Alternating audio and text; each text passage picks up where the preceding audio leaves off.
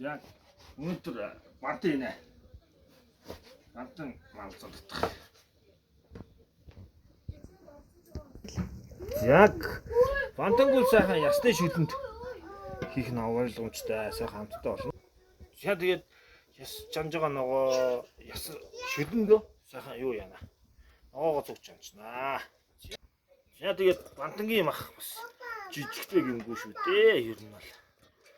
За ингэж бантангийн чинь энэ ногоонууд манжин.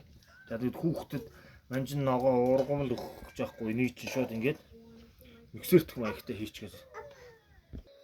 За тэгээд бантандаа бол ногоонууд тийм. Тэгтээ гол амтлагч чинь сарим согол шүү. Тэгтээ надаа ичнөө. Яг тэгээд мах нөгөө шансан ногоо энэ ид чинь бөөндөө ийм болж байгаа. За энийг чи ингээд шүлэндөө гутгаад за тэгээд ямар гоё болно гэж бодож байна. За одоо би гурил яаж бантгандгийг үзүүлнэ. За тэгээд бантгийн гурил багсрахтаа энэ хувингаа усаар нэг зайлаар норгоод ханыг нөтөн болгочих хэрэгтэй. За тэгээд нэг 250 г аяг за нэг энэ хүү гурил ихт болно доо. Ус нь ердөө ингэсгээд за ингэсгээд болоод өө. За тэгээ багсрахтаа ингэж багсрна шүү дээ. Ерөөсө ханд нь ингээл үрээл тойруулдаг байна л гэсэн үг. Тэрнээс ерөөсө багсарч багсарна гэж байхгүй. За тэгэнгүүт аяанда эн чи өөрөө нөгөө бантгнаад ирж байгаа. Ханд нь ингээд гарынхаа энэ араар ингэж үрээл. Яа ингээд бантгнаад ингээ бантан бид болчих. Тэгээ нөгөө алгадаад ингээд нэг баг цаг гараа алгадаа сууж байгаа хүмүүс би харсан шүү. Ер нь тэхгүй найзууд. Бантанг бол одоо тэгээд нялх нойтон нэраа хүүхдэд бантан чичнээ сайн мэдээ. Тэгээд өвчтөө зовлонтой шаардсан барьсан настай хөшин буурай.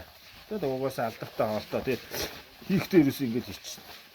За ингээд ханыг дагуулад хичнээн хэрэгүүлэх тусмаа бантан ч одоо нөгөө хурган хэлбэрүүдээ шилжээд байна л гэсэн үг юм харахгүй. Ингээд болоо. За тэгээд түрүүний ногоо махтай миксер чинь ингээд болж явах үед нь саяны одоо багсарсан хурган бантангаа хийн шүү дээ. Ерөөсөө л хийн шүү дээ.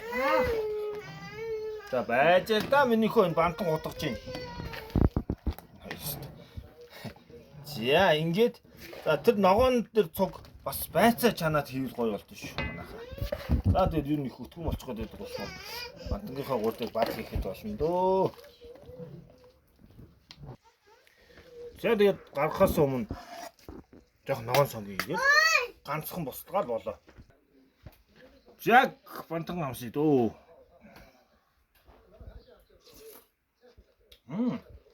Үнэхээр тасархай. Та хэд минь тэгээд ийм бантан идэх хэрэгтэй. Энэ бол одоо сувлын бантан шүү дээ. Сувлын бантан гэж ийм бантан байд. За баярлаа. Миний эсэмшлэгийг үзсэнд. За тэгээд дагж өгөөд лайк даруул маш их баярлалаа. Дахиад бас гоё бичлэгнүүд оруулнаа. За удахгүй аяллыг яаж амархан болгох вэ гэдэг нэг бичлэг оруулах гэж байгаа шүү.